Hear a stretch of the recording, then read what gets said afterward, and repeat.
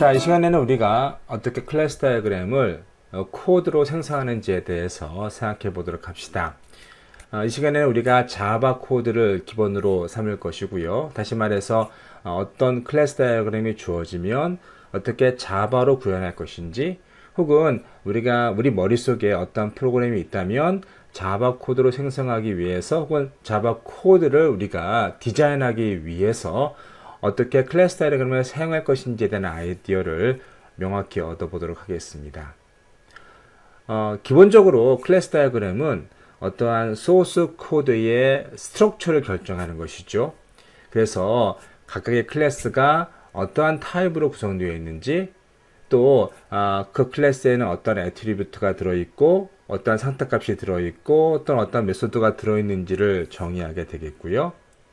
각각의 애트리뷰트나 아니면 상태값, 혹은 그러한 어떤 메소드들이 어떠한 타입으로 규정되는지를 우리가 정의하게 됩니다.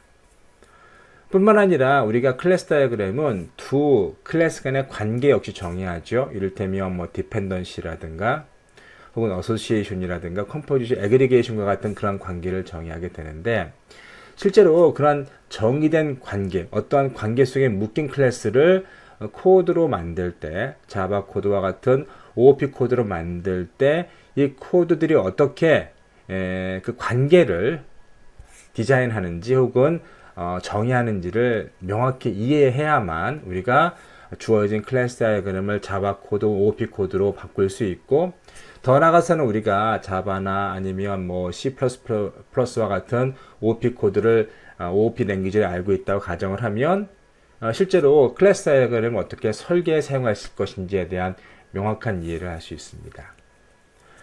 따라서 이 시간에는 우리가 어떻게 주어진 클래스 다이어그램을 또 두 개 이상의 클래스가 어떤 관계로 묶여 있을 때 이러한 클래스 다이어그램을 자바 코드로 변형할 것인지에 대한 이야기를 해보도록 합시다.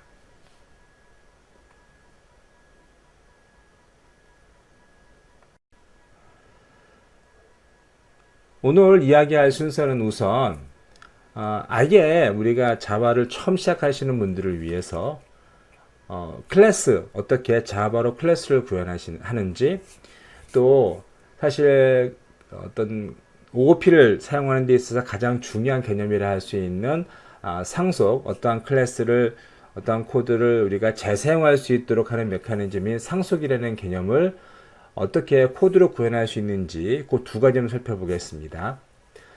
그 다음에 우리가 오늘은 7가지 어떤 클래스 다이어그램을 어떻게 자바로 바꾸는지에 대해서 이야기해 보도록 하고, 또 이 시간을 마무리 짓도록 하겠습니다. 우선 어떻게 클래스를 자바로 구현하고 사용하는지에 대해서부터 시작해 보도록 하겠습니다. 우리가 클래스를 정의하는 데 있어서 우리가 클래스 다이어그램을 다시 복습해 보면, 기본적으로 클래스란 클래스 이름과 클래스가 가지고 있는 어떠한 데이터, 그리고 어떠한 메소드들로 구성될 수 있습니다. 근데 여기서 메소드 중에서 생성자라는 부분이 있죠. 이 생성자는 클래스가 객체로 생성이 될 때 항상 가장 먼저 실행되는 클래스와 이름이 같은 메소드라 할 수 있겠습니다. 그래서 여기서 보시면 store라는 클래스를 정의하고 있는데, 클래스의 이름도 store고, 여기 메소드처럼 보이는 이 부분이 있는데, 메소드 중에서 클래스 이름과 같은 메소드를 우리가 생성자라고 부릅니다. 이 생성자는 언제 실행된다고요? 그렇죠.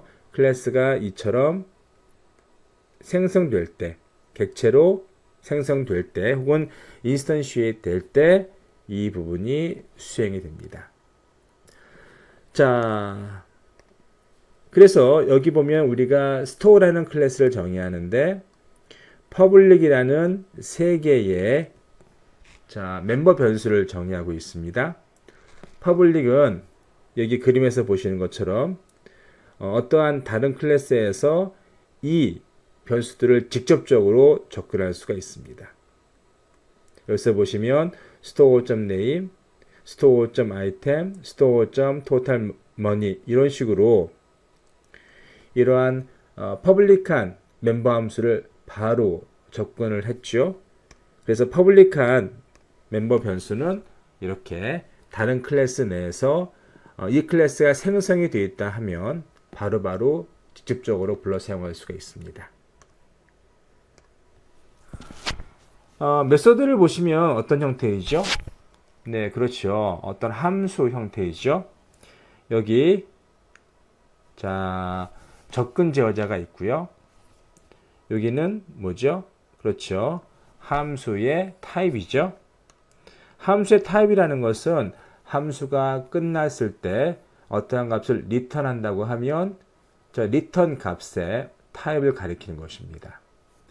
그런데 by 같은 경우에는 현재 어떠한 값을 리턴하는 것이 아니라 보시는 것처럼 그냥 메서드입니다 라는 스트링을 출력하는 것입니다. 따라서 따로 이 출력하는 그러한 데이터가 없기 때문에 무엇으로 선언되어 있죠? 그렇죠. void로 선언되어 있습니다.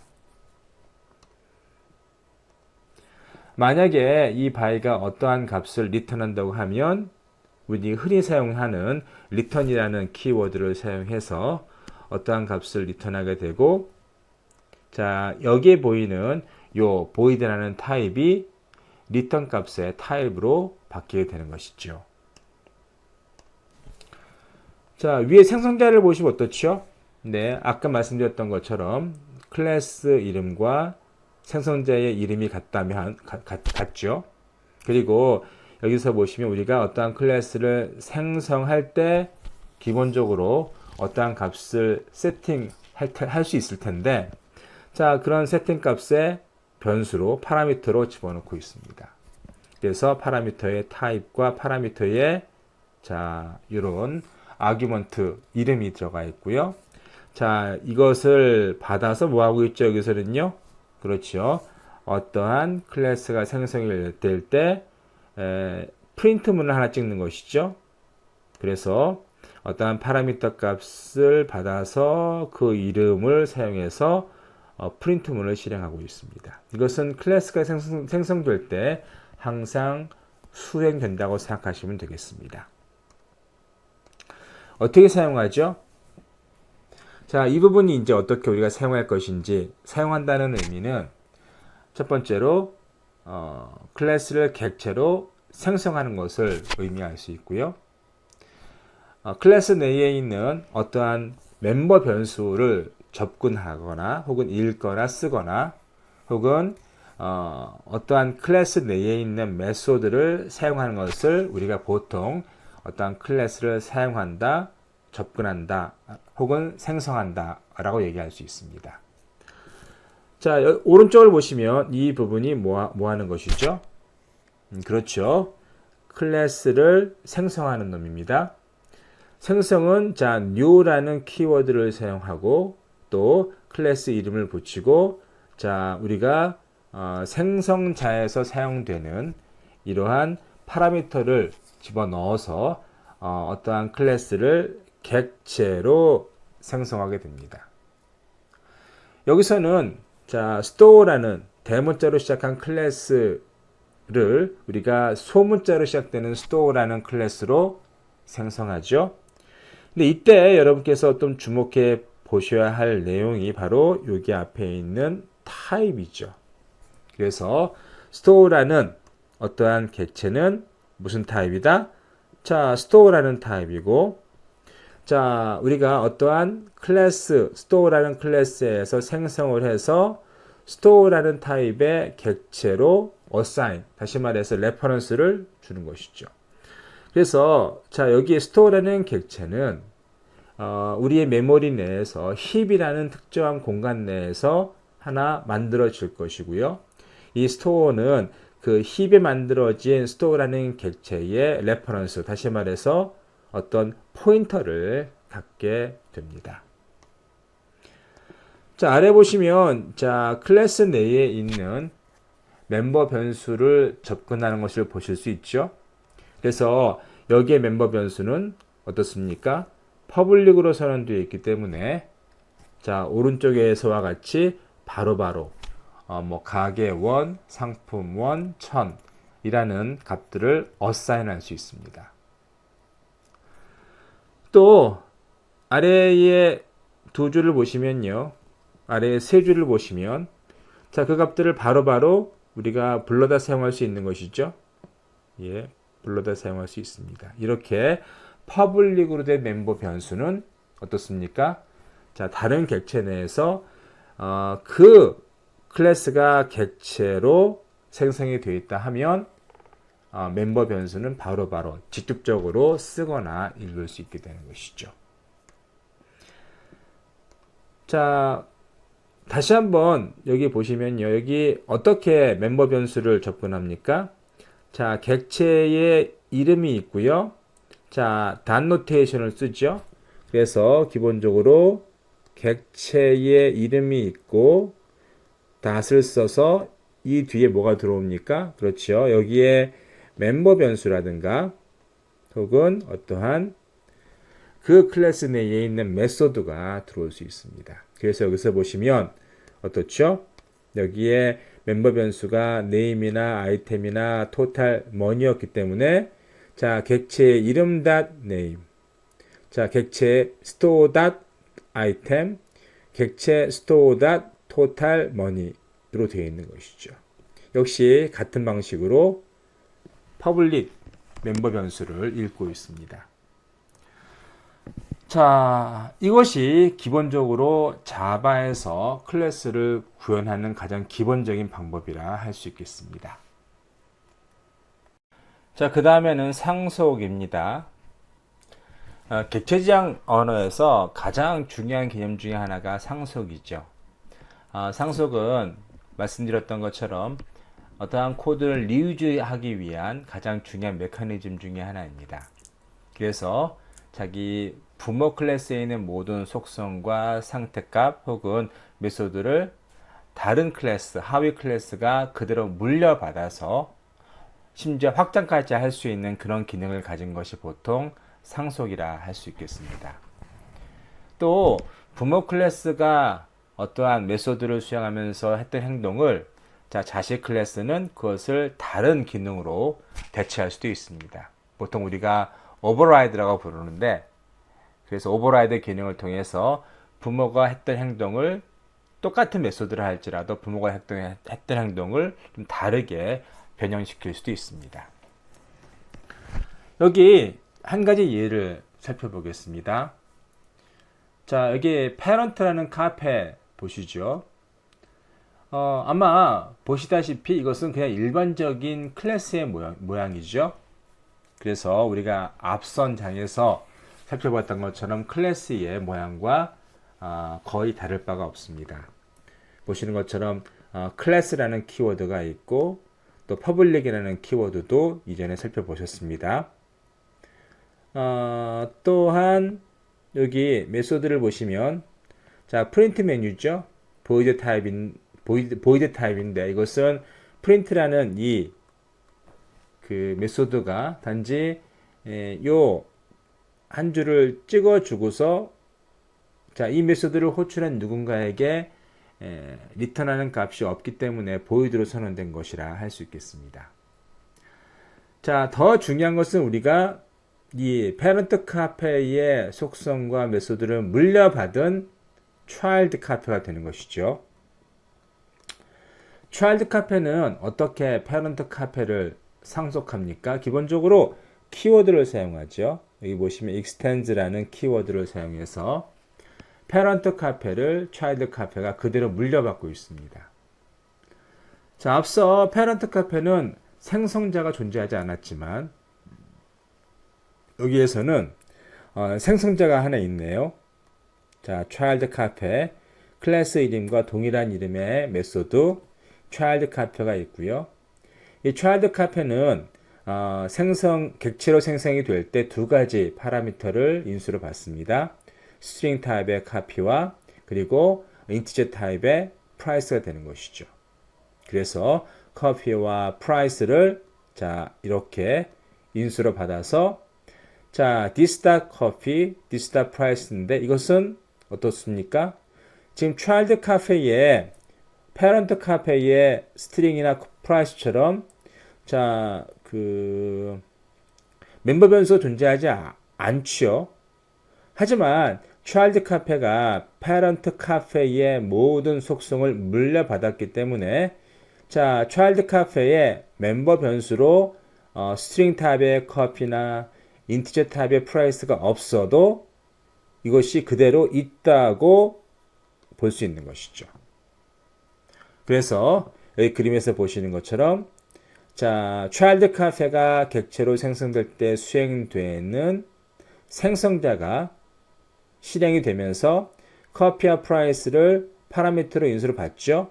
그리고 왼편에 있는 this.coffee, this.price는 어떻습니까? 그렇죠. 페런트 카페가 가지고 있던 커피나 프라이스를 그대로 상속받아 사용한다고 생각하시면 되겠습니다. 조금 어려운가요? 자, 다시 한번 정리하면 현재 차일드 카페는 페런트 카페를 상속받죠. 생성자로 지금 커피나 프라이스의 기본 값을 받습니다. 그런데 왼편에 있는 디스타 커피, 디스타 프라이스는 어디 존재하느냐? 차일드 카페에는 그러한 멤버 변수가 없어도 존재하지 않아도 페런트 카페에서 상속받았기 때문에 기본적으로 이 두 멤버 변수는 존재한다고 생각하시면 되겠습니다. 사용하는 방법은 앞선 장에서 우리가 살펴본 것처럼 자, 클래스의 생성자를 그대로 사용을 해서 new라는 키워드를 사용해서 클래스를 생성하죠. 객체로 생성되죠. 객체의 타입은 자, 클래스의 타입과 동일해야 됩니다. 그리고 우리가 클래스를 생성할 때에는 자, 생성자의 파라미터를 사용해서 클래스를 생성할 수 있고요. 그 다음에 사용하는 방법은 우리가 앞선 장에서 배운 것과 똑같습니다. 여기에서는 메소드가 있기 때문에 메소드가 있죠? 메소드가 있는데 가만히 보니까 이 CC는 자, 누구의 객체입니까? 차일드 카페의 객체죠. 근데 차일드 카페를 가만히 보니까 프린트 메뉴가 없어요. 그러면 자, 차일드 카페를 이제 기본으로 만들어 놓은 어떤 객체는 어디서 프린트 메뉴를 가져온다고요? 그렇죠. 자기가 상속한 클래스의 메소드를 갖다 쓰는 것이죠. 그래서 가만히 보시면 어떻습니까? 차일드 카페에는 멤버 변수도 없어. 그리고 메소드 없어. 그래도 페런트 카페를 상속받았기 때문에 페런트 카페에 있는 이러한 멤버 변수 혹은 이러한 메소드를 이렇게 모두 사용할 수 있게 되는 것이죠. 자, 이제 본격적으로 클래스 다이어그램을 자바 코드로 변형해 보도록 합시다.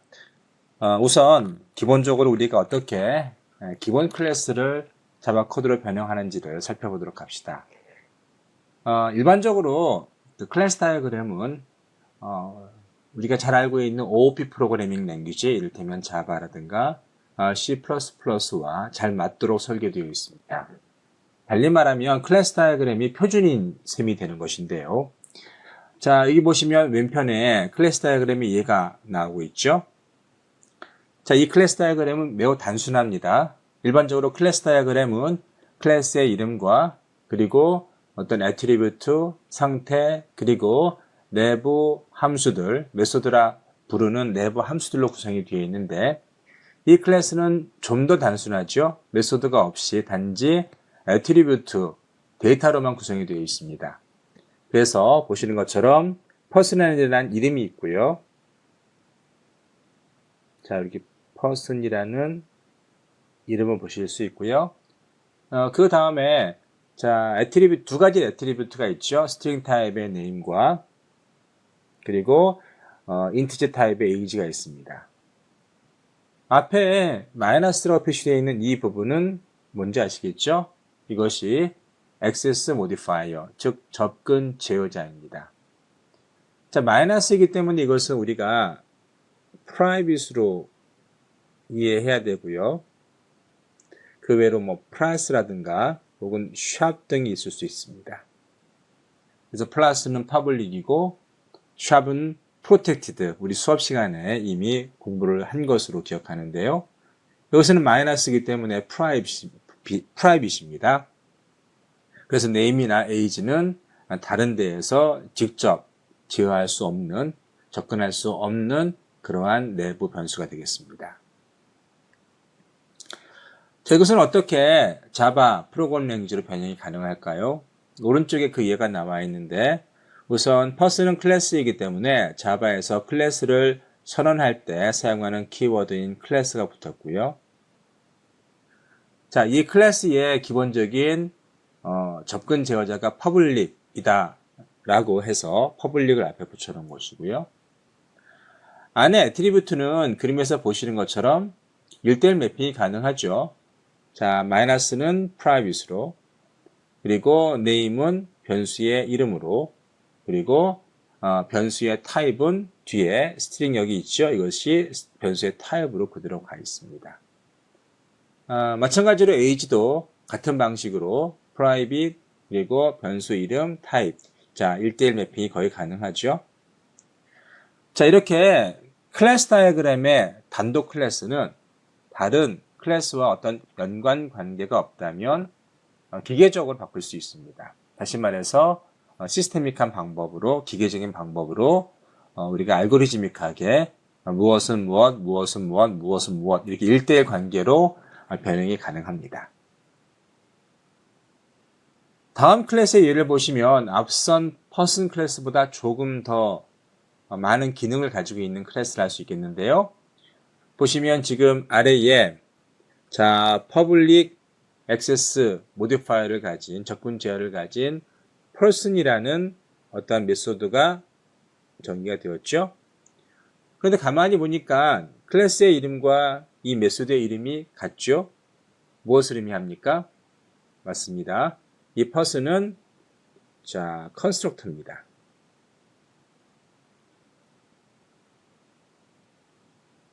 자, constructor는 뭐죠? 어떠한 클래스가 객체로 인스턴시에 될 때, 객체로 만들어질 때 반드시 한 번은, 적어도 한 번은 수행되어야 하는 그러한 메소드입니다. 자동으로 수행이 되는 것이죠. 여러분께서 굳이 수행을 억지로 시키지 않아도 이 컨스트럭터 메소드는 그냥 객체를 만들 때 실행이 됩니다. 자, 여기 컨스트럭터 메소드는 무엇을 갖습니까? 네, 아규먼트를 갖죠. 자, string 타입의 initial name이라는 아규먼트를 갖습니다. 따라서 이 객체를 우리가 생성할 때에는 반드시 파라미터를 집어넣어서 초기화시켜 주어야 합니다. 자, 어떻게 자바로 변형되었는지 오른쪽을 보시면 위의 내용은 앞의 내용과 거의 똑같죠. 우리가 앞 슬라이드에서 배운 내용과 다른 점이 하나도 없습니다. 아래도 마찬가지죠. 자, 여기 플러스는 public으로, 자, person이라는 메소드 네임은 그냥 메소드의 이름으로, 그리고 자, 이 메소드 안에 있는 아규먼트들은 그냥 이런 식으로 자, 스트링은 스트링으로 가는 것이고요. 그리고 자, 아규먼트의 변수 이름, initial name은 그냥 initial name으로 왔습니다. 그냥 자바의 메소드를 정의하는 방법에 따라 그대로 온 것이죠.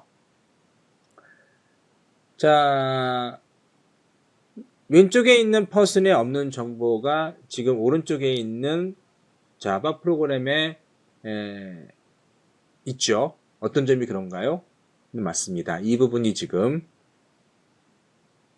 자, 이 클래스 다이어그램에서 없는 내용이라 할 수 있겠습니다. 이것은 여러분께서 이 클래스 다이어그램을 이제 해석하시면서 실제로 그 행위를 정의하시면서 담는 내용이 되겠습니다.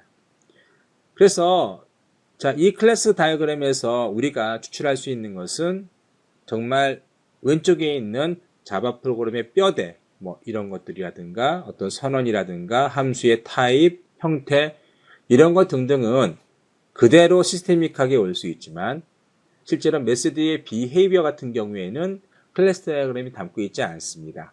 근데 그것은 다른 비헤이비어 모델에서 와야겠죠. 유지 케이스 다이어그램이라든가 뭐 스테이트 차트 다이어그램이라든가 등등 그런 데서 와야 합니다. 자, 그래서 여기서 보시면 이니셜 네임을 네임으로 리셋하는 그리고 에이지를 0으로 초기화시키는 그러한 것들이 자, 이 클래스 다이어그램은 없지만 이 자바로 된 퍼슨의 클래스 정의에서는 포함되어 있습니다. 새로 정의된 것이죠. 이 부분이 새로운 점이라 할 수 있겠습니다.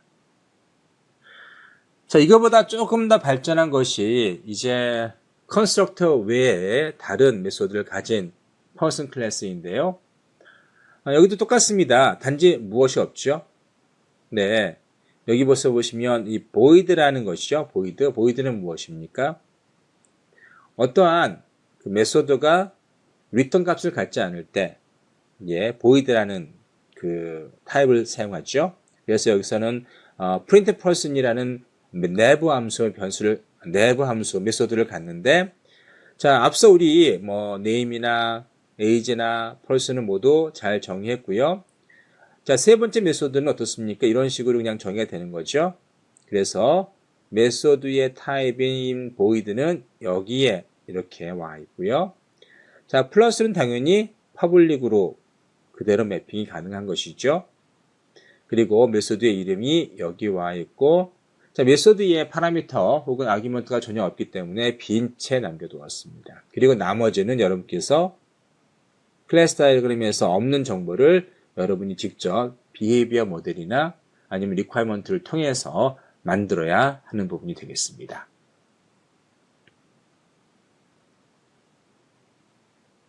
자, 여기서는 좀 더 확장했죠. 이번에는 어떻습니까? 리턴 타입이 있는, 자, 리턴이 존재하는 그런 메소드의 정의가 포함이 되었죠. 그래서 getName이라는 스트링을 리턴하는 그런 메소드가 정의되어 있습니다. 자, 오른쪽을 보시면 이 부분이 되겠습니다. 자, 여기서는 리턴이 존재하는 것이고요. distant name을 리턴하기 때문에 distant name의 타입이 스트링이죠. 그래서 리턴 타입이 스트링으로 이렇게 서로 이제 동기화가 된 것이죠. 여기에서 왼쪽에서 보시는 클래스 다이어그램에서는 getName이 역시 아규먼트가 없습니다. 마찬가지로 아규먼트가 없고요. 그래서 거의 아주 유니폼하게 시스테믹한 방법으로 개별적인 클래스는 번역이 될 수 있습니다. 다만 메소드 안에 있는 스테이트먼트들 프로그램은 여러분께서 직접 구성하셔야 되는 것이고요. 그것은 어디서 온다? 다른 비헤이비어 모델, 이를테면 유즈 케이스 다이어그램이라든가 스테이지 차트 다이어그램이라든가 혹은 시퀀스 차트 다이어그램 그런 것 같은 비헤이비어 모델에서 와야 합니다.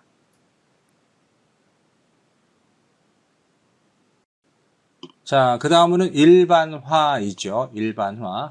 일반화라는 것은 어떠한 구체적인 상황을 축약하는 것 혹은 추상화하는 것을 가리킬 수 있습니다. 아래의 그림에서 보시면 클래스 다이어그램, 유저 클래스 다이어그램을 이제 보실 수 있는데요. 자, 여기 커스터머나 어드민이 어떠한 시스템의 사용자라고 우리가 할 수 있겠죠. 그래서 커스터머나 어드민을 우리가 추상화해서 하나로 묶어서 유저로 얘기할 수 있습니다. 그래서 지금 커스터머나 어드민은 유저로 일반화된 것이죠. 그런데 보시는 것처럼 사실은 커스터머나 어드민은 OP 관점에서 오브젝트 오리엔티드 프로그래밍 관점에서 유저를 상속한 겁니다. 상속이 뭐죠? 네, 맞습니다. 어떠한 클래스에 있는 속성과 그리고 메소드를 그대로 물려받아서 새롭게 정의한 또 다른 클래스라 할 수 있습니다.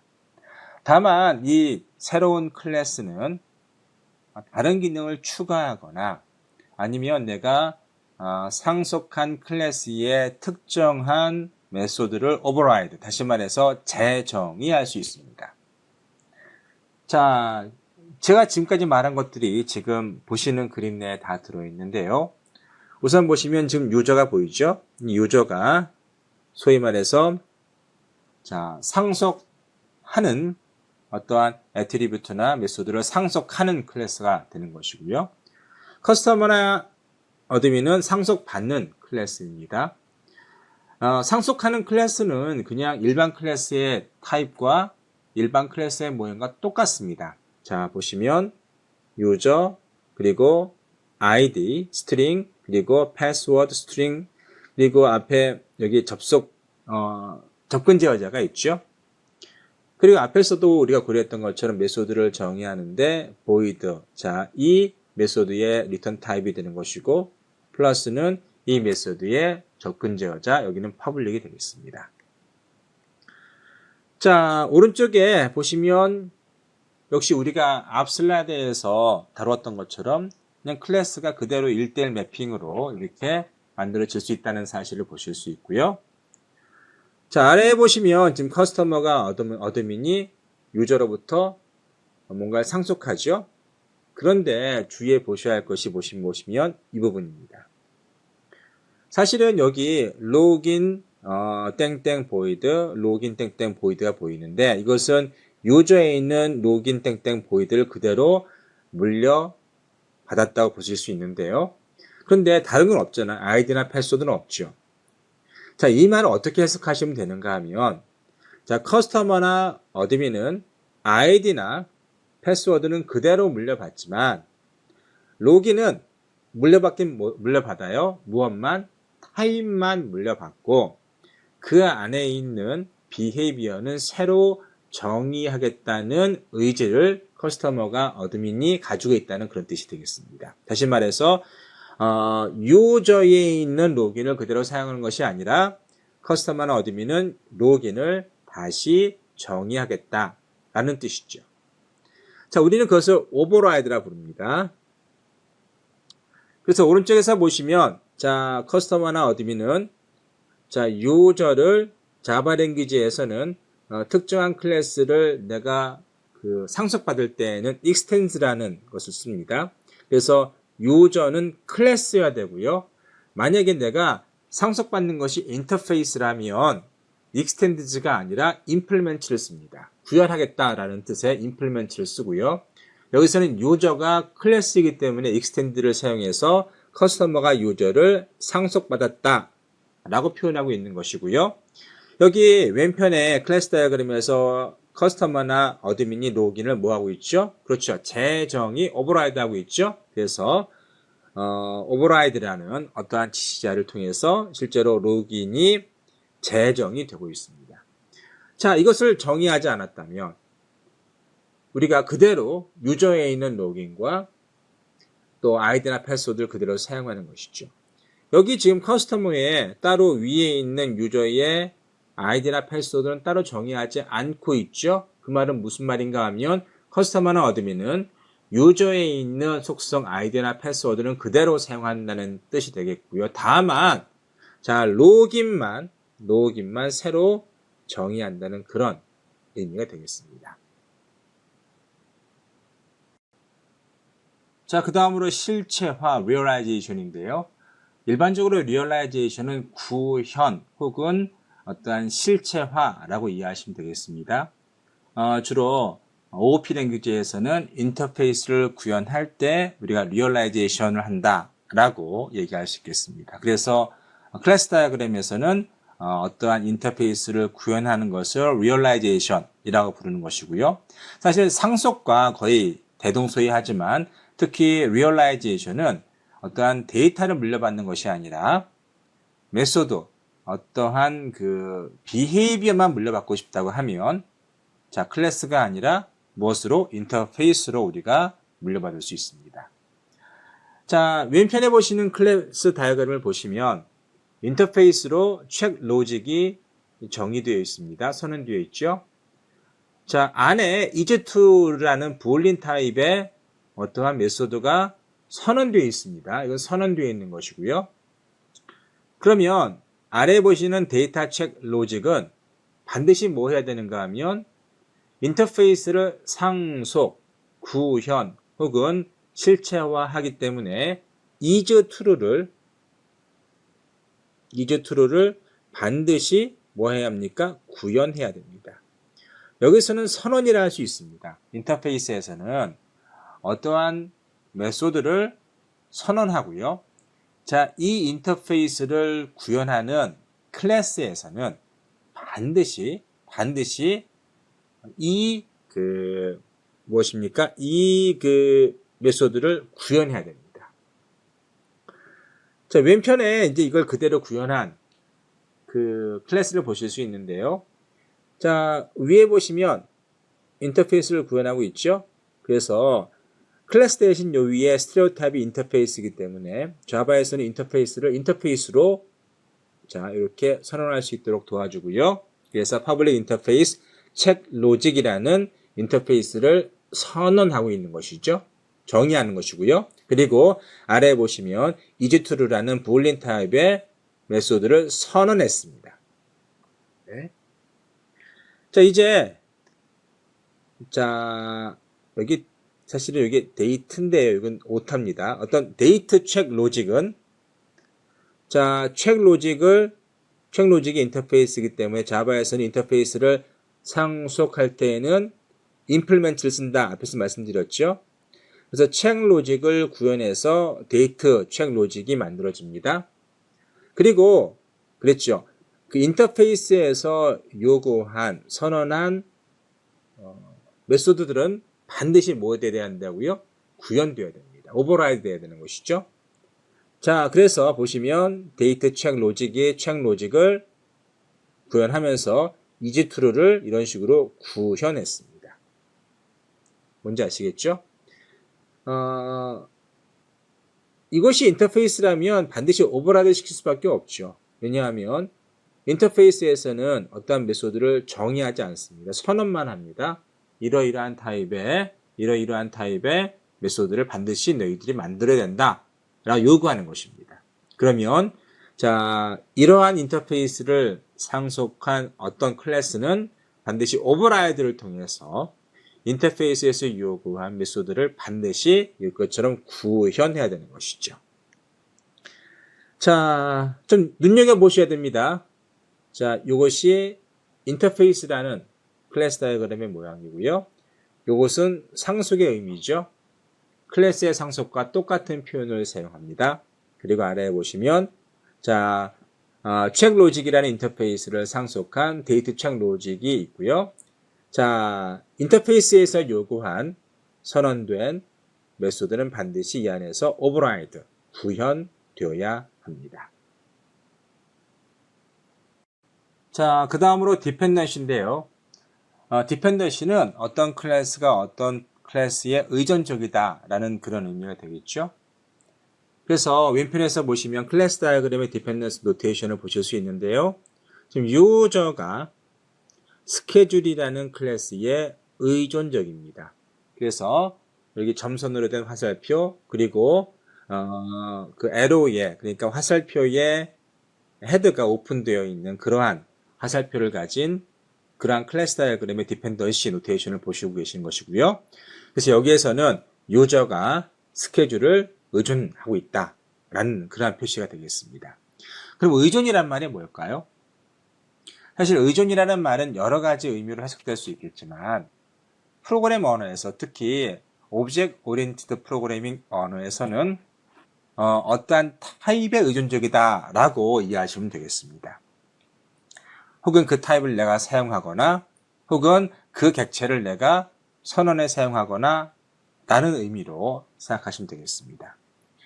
앞으로 우리가 디펜던시나 혹은 애그리게이션이나 컴포지션이나 혹은 어소시에이션을 배우게 될 텐데 자, 디펜던시는 이 네 가지 릴레이션 중에서 클래스 다이어그램 릴레이션 중에서 가장 느슨한 관계를 알 수 있겠습니다.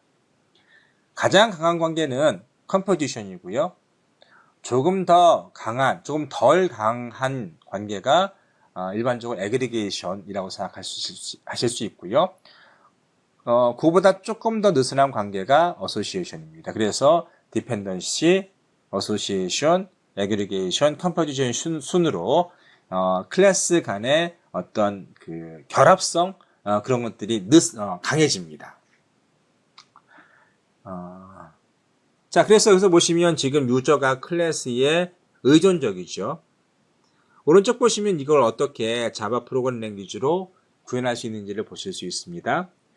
앞서 말씀드렸던 것처럼 디펜던시가 가장 결합력이 약한 결합 혹은 어소시에이션 릴레이션이다라고 말씀드렸어요. 그래서 보시면 지금 유저라는 클래스가 스케줄이라는 타입을 이용해서 어떠한 메소드를 선언하고 있죠. 이 말은 뭔가 하면 이 메소드는 뭘 해야 돼요? 그렇죠. 이 타입의 스케줄 타입의 객체를 리턴해야 됩니다. 여기서는 그냥 자 이렇게 빈 객체, 아무 내용도 들어있지 않은 빈 객체, 스케줄이라는 객체를 리턴하는 정도로 끝났습니다. 그러면 이 클래스에서는 이 메소드를 사용할 때에는 그냥 객체를 하나 만들어서 누구에게 보내주는 것, 그것으로 끝입니다. 잊어버리겠죠? 좀 아래에서도 보시면 어떻습니까? 지금 use schedule이라는 void 타입의 메소드가 스케줄 타입의 schedule이라는 파라미터를 인수로 받아서 아래에 함수로 구현하고 있습니다. 그래서 이 아래에서 보시면 schedule get schedule by year라는 메소드를 수행하고 있는데 이것은 schedule이라는 클래스 내에 정의되어 있겠죠. 자, 그래서 어떻습니까? schedule 2014라는 객체를 하나 만들어서 어떻게 하고 있습니까? 여기다가 보내주고 있는 거죠. 그러면 여기 이 스케줄, 여기 있는 이 스케줄은요, 언제까지 이 클래스 내에서 의미가 있을까요? 그렇죠. 자, 이 클래스 내에서 유저라는 어떤 클래스 내에서 유저가 객체화 됐을 때 이 유저 스케줄을 사용할 겁니다. 그리고 이 스케줄을 불러 올리겠죠. 그리고 이 메소드가 끝날 겁니다. 끝나면 이 스케줄이라는 어떠한 객체는 사실상 이 유저에서 사라진 존재가 됩니다. 왜냐하면 일반적으로 메소드가 실행되는 범위는 스택 안에서 구현이 되고요. 스택 안에서 함수, 메소드로 들어올 때 로컬 변수들을 쭉 새로이 만들고 그 메소드가 끝나면 날려버리거든요. 따라서 여기서도 마찬가지로 지금 이 메소드가 실행될 때 이 스케줄 타입으로 만들 겁니다. 그리고 유저 스케줄이 끝날 때는 이 스케줄이 스택에서 사라지겠죠. 따라서 위에 것이나 아래 것이나 이 유저는 이 스케줄 타입의 어떠한 객체를 계속 붙들고 있는 것이 아니라 위에서는 만들어서 리턴하고 여기에서는 한번 사용하고 끝나버리죠. 그래서 일반적으로 디펜던시 관계에 있는 어떠한 클래스 간의 객체들의 관계는 사실상 그 참조, 다시 말해서 계속 붙들고 있지 않습니다. 좀 어려운 말로 의존하는 객체의 참조를 유지하지 않습니다. 다시 말해서 유저가 스케줄에 있는 어떠한 스케줄 타입의 어떠한 객체를 사용은 하지만 사용한다는 의미에서 계속 붙들고 있는 것이 아니라 이 예제에서 보는 것처럼 객체를 만들어 리턴하거나 아니면 메소드 내에서 로컬 객체로 사용하고 날려버리는 그러한 경우는 우리가 일반적으로 어떠한 클래스가 다른 클래스에 의존적이다 라고 이야기할 수 있는 것이죠. 좀 정리하자면 디펜던시는 다른 4개의 관계보다 이를테면 어소시에이션이나 애그리게이션이나 컴포지션보다 가장 느슨한 관계인데요. 여기서 느슨하다는 의미는 내가 의존하는 객체의 포인터, 참조를 계속 붙들고 있는 것이 아니라 어느 순간 이 객체를 내가 사용했으면 버려버린다는 그런 얘기가 되겠습니다. 그래서 디펜던시는 다른 3개의 릴레이션보다 좀 느슨한 관계다라고 이야기할 수 있습니다. 자, 이제 어소시에이션 관계를 살펴보겠습니다. 어소시에이션 관계를 살펴보기에 앞서 우리가 고려한 person이라는 클래스를 다시 한번 눈으로 복습해 보시기 바랍니다. 여기에 클래스는 2개의 애트리뷰트가 있고요. 그리고 3개의 메소드를 가지고 있는데 그 중에 맨 위에 person이라는 메소드는 자, 이 클래스의 컨스트럭터가 되는 것이고요. 나머지 두 메소드는 단순하게 어떠한 값을 출력하는 정도, 그리고 우리 가지고 있는 어떤 네임을 리턴하는 정도라고 생각하시면 되겠습니다. 이제 본격적으로 어소시에이션에 대해서 살펴보겠습니다. 앞서 언급했다시피 어떤 관계 중에서 어소시에이션은 디펜던시 다음으로 좀 강한 관계를 알 수 있겠습니다. 물론 더 강한 관계로는 애그리게이션이나 컴포지션이 있겠지만 어소시에이션은 기본적으로 디펜던시보다는 조금 더 끈끈한 관계를 가지고 있습니다. 자, 위에 book이라는 클래스를 우리가 자바 프로그램 랭귀지로 어떻게 바꾸는지는 이미 앞에서 여러분께서 이해하셨을 것이라고 생각되고요. 또 아래 보시면은 book이 person과 서로 연관관계에 있습니다. 근데 여기 연관관계를 보시면 어떻습니까? book이 person으로 어떤 화살표를 가지고 있죠. 그 말은 뭔가 하면 book이 person의 무엇인가를 한다는 얘기가 되는 것이고요. 여기 person에 붙어 있는 요 arrow가 향한 이 부분에 뭐라고 되어 있죠? authored라고 되어 있죠? author라고요. 그래서 아마도 우리가 해석할 수 있는 방법은 미루어 짐작컨대 book이 어떤 person을 가지고 있는데 자, 아마 이 책의 저자 리스트가 아닌가라고 생각됩니다. 여기에 뭐 몇 개 혹은 몇 명이 적힐 수 있겠지만 현재는 없기 때문에 아마도 이것은 그냥 뭐 book이 person과 어떤 연관관계를 가지고 있는데 자, book의 어떠한 그 저자들이 이제 여기에 기술될 수 있겠다라고 생각하시면 되겠습니다.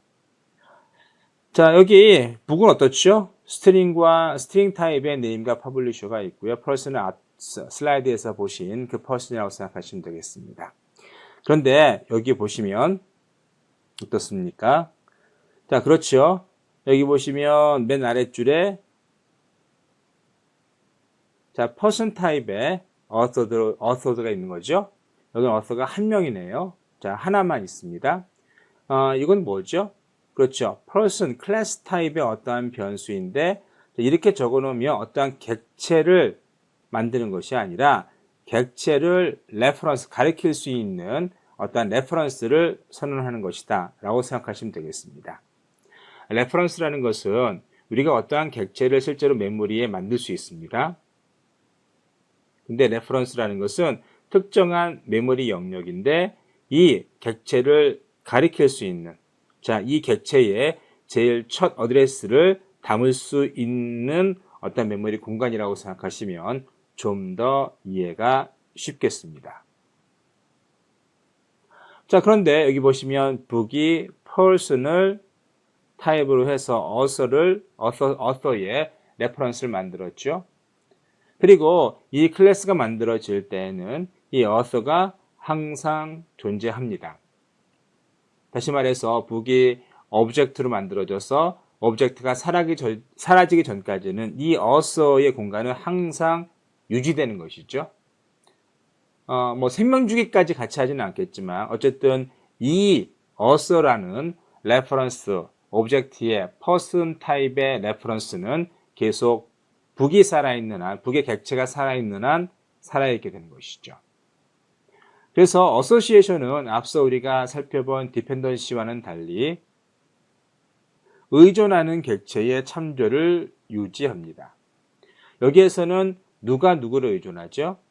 네, 그렇죠. book이 person을 의존하죠. 왜냐하면 person의 타입의 어떤 auth를 가지고 있기 때문에 이 auth의 성격에 따라 book의 성격이 좀 달라질 수 있어요. 따라서 book이 author, person 타입을 의존하고 있고요. 그리고 book이 객체로 만들어질 때 이 author의 레퍼런스는 계속 유지됩니다. 그런 면에서는 디펜던시와 차이점을 갖습니다. 자, 이제 또 다른 관계의 어소시에이션을 보시면 어떠한 책이 한 사람뿐만 아니라 여러 사람을 저자로 둘 수 있습니다. 그런 경우의 예를 보시는 거예요. 그래서 보시면 person 이 부분에 뭐가 있습니까? 그렇죠. 스타 표시가 있죠. 이 의미는 어떤 의미인가 하면 책 한 권이 여러 사람을 리스트로 가질 수 있다 라고 생각하시면 되겠습니다. 뭐 리스트이든지 어레이든지 상관없겠지만 어쨌든 여러 명을 가질 수 있다 라고 생각하시면 되는데요. 자, 어떻게 그것을 구해냈는지 오른쪽에서 보실 수 있어요. 자, 여러 명이기 때문에 같은 타입의 person이라는 타입의 여러 어서기 때문에 자, 이렇게 표현할 수 있겠죠. 그래서 array list person, 그러니까 이 author가 한 명이 아니라 여러 명인 거죠. 그래서 array list에 하나하나 그 이름을 올리는 그런 형태가 되겠습니다. 자, 가만히 보시면 어떻습니까? book이 자, person에 의존적이고 book이 만들어지면 the author list가 계속 유지가 되겠죠. book이라는 객체가 사라지면 이 author도 사라집니다. 그래서 의존하는 객체가 계속 살아 움직이게 되는 것이죠. 자, 그 다음에 어소시에이션 관계를 보시면 자, 여기까지는 여러분께서 이해하셨을 거라고 봅니다. 여기도 거의 비슷합니다. 하지만 뭐가 달라졌죠? 네, 그렇죠. 여기 get authors라는 그러한 것이 타입이 달라졌습니다. 어떤 타입인가 하면 자, 여기에 author를 우리가 내보내려면 자, 리턴으로 갖는 어떠한 메소드를 만들었는데 자, 여기 get authors는 자, authors 그러니까 이 저자 리스트를 리턴하는 그런 함수이죠. 자, 그렇기 때문에 여기 보시면 리턴 타입이 뭐가 되어 있습니까? 네, 그렇죠. 이 타입과 같은 array 리스트가 되어 있는 거죠. person 타입의 array 리스트입니다. 자, 그래서 이 book에서는 기본적으로 author 리스트를 자, 사실 author 리스트의 레퍼런스를 가지고 있는 거죠. 그리고 get author라는 메소드에서는 author 리스트를 리턴할 수 있는 그런 타입으로 정의가 되었습니다. 아래에서 보시면 역시 person을 우리가 author로 파라미터로 받아들여서 어떤 그 add하는 자 author의 add라는 자 여기 사실은 이 array 리스트가 이 add라는 메소드를 자체적으로 가지고 있는 것이죠. 그 add를 이용해서 author 리스트에 포함시키는 그러한 메소드가 되는데요. 자, 이렇게 우리는 어떠한 book이 person에 의존적이면서 person을 어떠한 그 내부 변수의 타입으로 사용하기도 했고요. 또한 메소드의 리턴 타입으로 사용하기도 했습니다. 그리고 이러한 person과 book과의 관계는 자, book이라는 객체가 만들어지면 이 person이라는 객체는 항상 만들어서 따라다니는 그런 관계가 되겠습니다.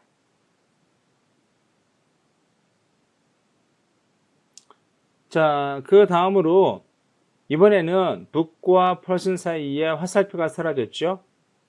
이 말은 자, 이러한 뜻과 대동소이합니다. 그래서 book이 person에 의존적이고 person 역시 book에 의존적이다. 어떤 연관관계를 갖는다. 그렇게 이해하시면 되겠습니다. 그러면 앞서 우리가 book이 person을 association 관계로 가질 때는 book이라는 클래스 내에 어떠한 변수로 person을 사용하기도 하고 또는 메소드의 타입으로 person을 사용하기도 했어요. 그러면 상대적으로 person에서도 역시 book을 이런 식으로 변수로 그러니까 내부 변수로 사용한다고 하면 자 person 역시 book을 연관관계로 갖는다 라고 이야기할 수 있는 것이죠. 그래서 이렇게 상호 연관관계일 때라면 화살표의 방향이 없는 undirected arrow로 이렇게 연관관계를 표현합니다. 이런 점 여러분께서 기억해 두시면 도움이 되겠습니다. 자, 간단한 퀴즈를 여러분께서 풀어보시면 좋을 것 같아요. 다음 클래스 다이어그램을 구현해라, 자바로 구현해라 이런 의미겠죠. 그래서 여기서는 show와 ticket 두 개의 클래스가 연관 관계로 묶여 있습니다. 연관 관계인데, 자, 티켓 여러 장이 show와 묶여 있는 것이죠. 그리고 show는 두 개의 애트리뷰트를 가지고 있고요. 티켓은 두 개의 C과 코드라는 인티저 타입의 애트리뷰트를 가지고 있습니다. 각각의 클래스를 여러분께서 자바 코드로 옮기는 것은 굉장히 쉬울 거예요. 그런데 어느 순간인가 이제 티켓이 show에 연관관계를 갖는다. 이 부분들을 표현하는 면에서는 여러분께서 조금 생각해 보실 거리가 있다고 생각합니다. 자, 이제 클래스 다이어그램의 관계 중에서 가장 강한 관계를 할 수 있는 컴포지션 관계에 대해서 이해해 보도록 합시다. 컴포지션 관계는 일반적으로 온즈 관계라고 이야기를 합니다. 그래서 A가 B를 소유한다. 그런 개념이 되는 것이죠. 그래서 A라는 클래스가 B를 소유하고 있다. 좀 더 테크니컬하게 말하면, 자, B의 클래스의 생명 주인은 A에 달려있다 라고 이야기할 수도 있습니다. 무슨 말인지는 이제 예를 들어서 설명을 드리겠습니다. 예를 보시면 지금 빌딩과 룸이 있고 둘 간의 관계는 이런 식으로 정의가 되어 있죠. 이것은 정확히 컴포지션 관계임을 의미하는 것이고요. 보시면 특징적으로 보면 이것이 즉 다이아몬드 헤드를 가진 에로우인데 이 다이아몬드가 붙어있는 곳이 자 소유하는 것이 되는 것이고 또 반대에 있는 것이 소유를 당하는 것이 되는 것이죠. 그래서 여기서는 지금 빌딩의 룸을 소유하는 형태라고 생각하시면 되겠습니다.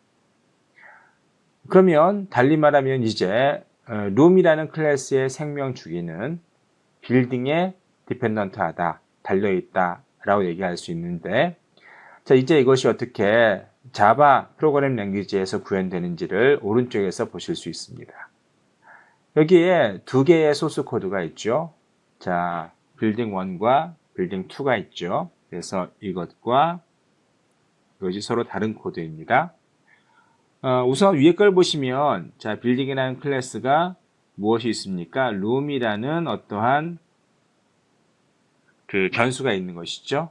그래서 리스트 타입, 룸이라는 타입의 리스트인 룸수가 있는 것이고요. 그런데 가만히 들여다보시면 일반적인 클래스와 다른 점이 무엇인지를 좀 곰곰이 따져보시기 바랍니다. 어떤 것이 좀 특징인가요? 네, 그렇죠. 클래스의 정의 안에 또 다른 클래스의 정의가 들어있죠. 여기 보시면 이 룸이라는 클래스가 자, 빌딩이라는 클래스의 정의 안에 정의되어 있습니다. 자, 무엇인지 이해하셨나요? 그렇죠. 다시 한번 정리해보면 자, 이 클래스라는 빌딩의 정의 안에 룸이라는 클래스의 정의가 들어있는 거예요. 자, 그래서 이 룸이라는 클래스는 사실은 바운더리가 딱 이 빌딩 안으로 제한되어 있습니다. 이 그림에서 보시는 것처럼 그래서 이 클래스, 룸이라는 클래스의 정의는 자, 클래스 빌딩이라는 것 안에 딱 제한되어 있기 때문에 그래서 보시면 여기 리스트 타입으로 룸을 룸스로 정의하는 것이죠. 선언합니다. 룸스는 리스트 타입의 룸으로 선언을 하는데 보시면 자, 이 룸은 다른 데서는 사용할 수가 없어요. 딱 이 빌딩이라는 클래스 내에서만 사용할 수 있게 됩니다. 아주 중요한 포인트입니다. 그래서 이 클래스 룸은 이 빌딩이라는 클래스 내에서만 사용될 수 있고 그래서 이 빌딩이라는 클래스 내에서 변수의 타입으로도 사용될 수 있고요. 이런 식으로요. 아니면 아래에서 보시는 것처럼 자, 메소드로 사용될 수도 있어요. 그래서 보시면 아래의 소스 코드를 보시면 위에 거는 달리 지금 스트링이라는 스트링 타입의 어드레스가 데이터 애트리뷰트로 있고요. 자, 룸이라는 클래스가 정의되고 있는데 여기서 보시면 빌딩이라는 자, 이 클래스의 this 어드레스 요걸 가리키는 것이죠. 자, 이것을 접근할 수 있도록 자, 룸에서는 메소드를 제공해 주고 있습니다. 그런데 이 클래스가 빌딩에 정의되어 있기 때문에 자, 이 메소드는 이 빌딩이라는 클래스 내에서만 사용될 수 있고요. 또 이 룸은 빌딩이라는 클래스의 메소드 내에서만 객체로 만들어질 수 있습니다. 다시 한번 말씀드리면, 자, 이 룸이라는 클래스는 빌딩이라는 클래스 내에 정의되어 있기 때문에 이 룸이라는 클래스는 빌딩이라는 클래스 내에 있는 메소드에서만 생성, 객체로 만들어질 수 있고 사용될 수 있습니다. 자, 그 점은 매우 중요한 포인트니까 여러분께서 반드시 메모해 두시기 바랍니다. 자, 그러면 이 룸은 다른 데서는 절대 사용하지 못하겠죠. 다른 클래스는 사용하지 못하고요. 또 이 룸은 빌딩이 활성화되어야만 비로소 클래스로서의 역할을 할 수가 있는 것이죠. 그래서 이 룸이라는 클래스는 빌딩이라는 클래스의 생명주기와 서로 운명을 같이 한다고 생각하시면 되겠습니다. 서로 같이 시작하고 같이 끝나기 때문에 운명 공동체다 라고 생각할 수 있고요. 그 정도로 컴포지션 관계는 굉장히 강한 관계를 이루고 있습니다. 자, 여기 간단한 코드로 여러분께 그 부분을 좀 더 설명드리겠습니다. 앞서 슬라이드에서는 빌딩이 룸을 소유하고 있는 형태였죠. 그래서 빌딩이라는 클래스 내에 어드레스라는 어트리뷰트가 있고 그 안에 빌딩이라는 클래스가 정의되어 있었습니다. 정의 자체가 클래스 내에 존재하는 것이죠. 룸은 그냥 get building address라는 어떠한 메소드를 하나만 가지고 있고 그 get building address는 자기가 속한 클래스에 있는 어드레스라는 애트리뷰트를 리턴하는 정도로 일을 하고 있습니다. 자, 이 빌딩이라는 그 클래스는 빌딩이라는 어드레스를 101로 리셋하는 세팅하는 그러한 생성자를 가지고 있고요. 테스트를 보시면 테스트라는 빌딩의 메소드를 보시면 자, 여기 보시는 것처럼 룸을 new로 객체화 시키는 것이죠. 그래서 룸이라는 어떠한 객체를 룸이라는 클래스에서 생성합니다. 그리고 이 룸을 통해서 뭐를 하는가 하면 어드레스를 받아서 프린트하는 그러한 것이 바로 테스트 메소드라 할 수 있겠습니다. 자, 그래서 이 클래스를 우리가 생성합니다. 생성을 하면 자, 이것은 별 문제 없게 만들어졌기 때문에 생성이 가능하고요. 자, 그러면 우리가 테스트해 볼 것이 자, 이 룸이 빌딩 내에 정의되어 있기 때문에 자, 이 빌딩 바깥에서는 생성이 될까? 한번 해보겠습니다. 생성이 안 되고 뭔가 에러 메시지가 막 뜨죠. cannot find symbol, cannot find symbol에서 이런 것들 찾을 수 없다라고 얘기합니다. 한마디로 빌딩 바깥에서 이 룸을 내가 클래스를 사용해서 객체화 시키려고 하니까 안 되는 거죠. 하지만 자, 이 빌딩 내에 있는 테스트 메소드를 한번 보시겠어요? 여기에서는 자, 룸 클래스를 사용해서 룸을 생성하죠. 그리고 그 룸을 통해서 어드레스를 얻습니다.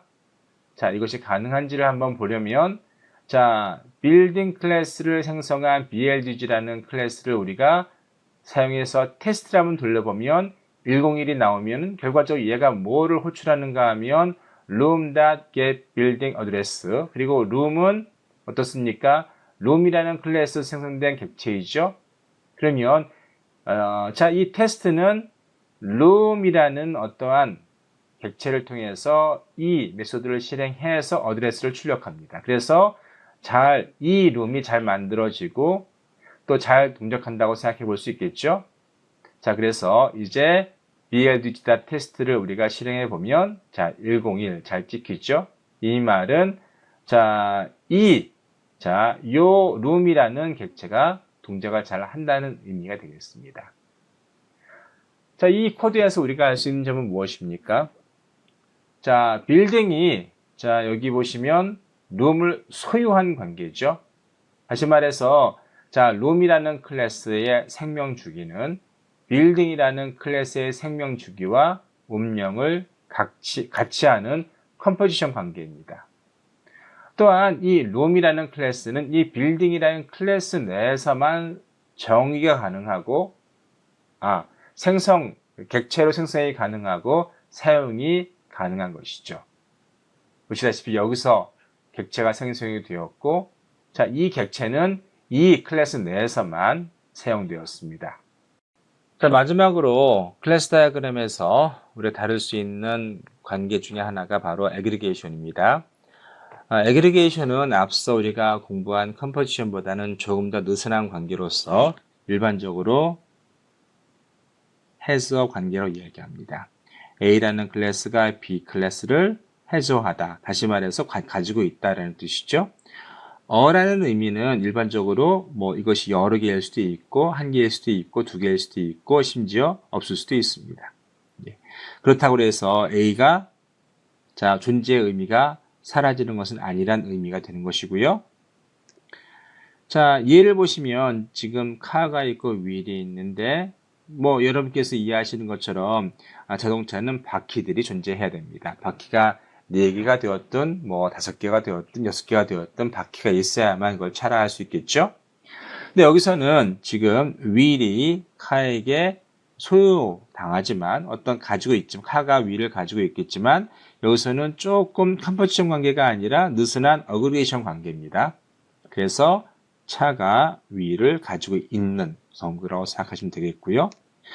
자, 이것이 어떻게 자바 코드를 만들어지는지 오른쪽에서 보실 수 있습니다. 여기서 보시면 휠이 어떻습니까? 휠이 따로 하나 이렇게 클래스로 정의되어 있고, 아래 보시면 지금 카 클래스가 또 하나 정의되어 있어요. 그리고 카 클래스 밑에 휠이라는 리스트 타입의 wheels가 정의되어 있죠. 선언되어 있습니다. 그래서 이 카라는 클래스가 생성이 되면 wheels라는 리스트가 만들어지고 이제 wheel이라는 클래스 객체를 이제 리스트에 하나하나 넣을 수 있게 되는 것이죠. 근데 아마 이 모양을 보시면 앞에 우리가 배운 어소시에이션과 어소시에이션 관계와 매우 유사하다는 것을 알게 되실 겁니다. 어소시에이션과 형태가 똑같습니다. 이게 무엇을 의미할까요? 사실 어소시에이션과 어그리게이션은 자바 코드 내에서는 그 형태가 매우 유사합니다. 거의 똑같습니다. 자, 보시면 지금 카가 만들어지면 wheels가 자연스럽게 만들어지죠. 자, 여기 wheels가 사라진다고 해서 카가 없어지는 것은 아니고요. 카가 없어진다고 해서 이 클래스를 우리가 다른 클래스에서 사용 못하는 것은 아니에요. 그래서 서로 독립적입니다. 또 서로 생명주기를 같이 하지도 않죠. 그래서 컴포지션과는 다릅니다. 그러면 애그리게이션과 어소시에이션은 차이가 뭘까요? 자, 자바 코드 면에서는 자바 코드 측면에서는 거의 똑같고요. 다만 클래스 다이어그램에서 그 의미를 해석할 때 해석 관계, 소유의 관계가 있으면 그것은 애그리게이션 관계라 생각하시면 되겠고요. 그렇지 않으면 그냥 어소시에이션 관계다라고 이해하시면 좋겠습니다. 정의하자면 자바의 어떤 폼 면에서는 자바로 우리가 프로그래밍 할 때 애그리게이션이나 어소시에이션은 대동소이합니다. 다만 해석면에서 클래스 다이어그램에서의 해석면에서 어떤 해석 관계, 소유의 관계라면 애그리게이션으로 생각하시면 되겠고요. 그렇지 않다면 어소시에이션이라고 이해하시면 되겠습니다. 자, 두 번째 코드를 보시면 어떻습니까? 지금 wheel이 여기 안에 이렇게 저장이 되어 있죠. 이것은 아까 컴포지션하고 거의 비슷해 보여요. 컴포지션에서는 어떤 클래스가 다른 클래스 내에 정의되어 있었잖아요. 근데 여기서 보시면 거의 비슷합니다. car라는 클래스 내에 will이라는 클래스가 정의되어 있어요. 차이점이 뭐죠? 한번 찾아보시겠어요? 앞에서 컴포지션에서 building이라는 클래스가 room이라는 클래스를 포함해서 정의되었죠. 근데 그것과 이것과의 차이가 무엇인지 한번 찾아보십시오. 찾으셨어요? 네. 차이점은 여기 static이라는 키워드죠. 자, 일반적으로 클래스가 static으로 지정이 되면 그 클래스가 아무리 많이 객체화되더라도 전체 프로그램 내에서는 하나만 존재합니다. 그것이 static입니다. 그래서 우리가 전체 클래스가 공유하는 어떠한 객체를 만들 때에는 누가 새로 어떤 클래스를 만들더라도 static 클래스는 하나의 객체만을 생성합니다. 따라서 이 코드를 보시면 자, 내가 car라는 클래스를 생성을 하더라도 자, will이라는 클래스가 static으로 지정이 되어 있기 때문에 will은 자, 딱 하나 만들어지고 말아요. 자, 내가 car를 여러 개 만들더라도 will은 여전히 하나입니다. 또 내가 car라는 오브젝트를 없애버려도 다른 클래스가 이 will을 사용하는 한 여전히 will은 살아있는 거죠. 그래서 여기에서는 car와 will이 서로 독립적인 생명 주기를 가질 수 있습니다. 자, 그 차이를 이해하시겠죠? 스태틱 하나 때문에 컴포지션 관계에서 갑자기 애그리게이션 관계로 바뀌어버리게 되는 것이죠. 재밌는 메커니즘이라 아니할 수 없습니다. 아래에서 보시면 지금 will이 car를 사용해서 무엇인가 하고 있고요. car 역시 will을 사용해서 뭐를 하고 있죠? 하지만 여기서는 car가 자, 위에 이거와 유사하죠. 비록 will이 car를 사용해서 뭔가 할지라도 여기 보시면 car가 will을 가지고 있잖아요. 그래서 여기서는 이 의미로 우리가 클래스 다이어그램을 이해할 수 있고요. 한편 그러면 will은 car를 가지고 있는데 이렇게 표현할 수 없을까요? 예를 들면 이렇게 표현하는 거죠. 할 수 없을까요? 네, 할 수 있습니다. 예, 그래서 우리가 이렇게 어떠한 클래스 다이어그램을 만들면 이런 식으로도 만들 수도 있고 이런 식으로 만들 수도 있고 이런 식으로 만들 수도 있다는 사실을 여러분께서 알아두시고요. 여기에서는 will과 car가 서로 다른 생명 주기를 갖도록 만들어진다라는 점을 기억해 두시기 바랍니다. 지금까지 우리가 클래스 다이어그램을 어떻게 자바 프로그래밍 랭귀지로 바꿀 것인지에 대해서 생각해 봤죠. 정리하면 다음과 같습니다. 클래스 다이어그램의 개별적인 어떠한 클래스의 정의는 자바 프로그램으로 시스테믹한 방법으로 바꿀 수 있습니다. 달리 말하면 자동으로 우리가 바꿀 수 있다는 얘기죠. 어떤 기계적인 방법으로 클래스 다이어그램에 있는 개별적인 클래스들은 바꿀 수 있어요. 근데 문제는 클래스 다이어그램에 있는 다양한 릴레이션들이죠. 이런 것들은 여러분께서 어느 정도 이해를 통해서만이 가능한 것이죠. 대표적으로 어소시에이션과 애그리게이션은 사실상 프로그램 랭귀지에서는 거의 의미상 같은 의미이지만 클래스 다이어그램에서는 좀 다르게 해석될 수 있는 그런 의미라 말씀드렸습니다. 그래서 프로그램 랭귀지 자바로 바꿨을 때에는 거의 같은 폼이지만 클래스 다이어그램 내에서는 서로 다른 형태를 읨 수 있습니다. 애그리게이션 혹은 어소시에이션으로 만들 수 있는 것이죠. 클래스 다이어그램 내에서 가장 스트롱한 릴레이션은 컴포지션 릴레이션이죠. 그래서 두 클래스가 컴포지션 관계에 있으면 두 클래스의 운명은 라이프 사이클은 서로 같은 것이죠. 운명 공동체다라고 생각할 수 있겠습니다. 자, 이상으로 어떻게 클래스 다이어그램을 자바 프로그래밍 랭귀지로 바꾸는지에 대한 설명을 마치도록 하겠습니다.